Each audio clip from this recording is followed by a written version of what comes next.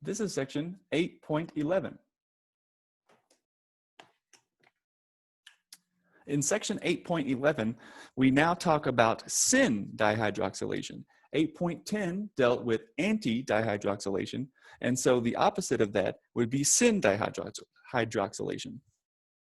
So in these reactions, typically, you have some alkene, and you treat the alkene with catalytic amounts of osmium tetroxide plus a peroxy alcohol, or a peroxide, in one step. And in the second step, you then treat this material, this osmium alkoxide that you generate, or this osmium intermediate, with a mild reducing agent such as sodium sulfite or sodium bisulfite to give the product you see here, which is dihydroxylation, but this time syn addition. Remember, syn means same face, which means you have to both have wedges or both have dashes. In this case, I'm showing you the both having wedges enantiomer.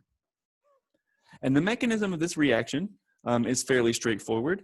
Upon reacting the osmium with the alkene, you generate, which is shown here, you have a type of concerted one-step reaction to make this bridged osmium alkene complex.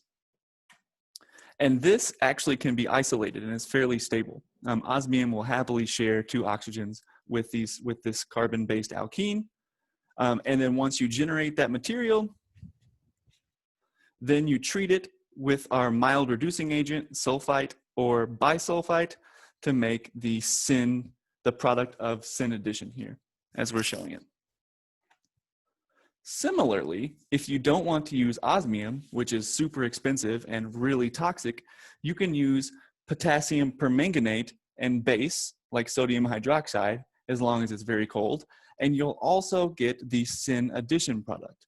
However, this reaction is a lot more difficult to run because potassium permanganate, as you'll learn next semester, is a very good oxidizing agent for alcohols. So you could maybe make this compound this way, but maybe it wouldn't be the most stable.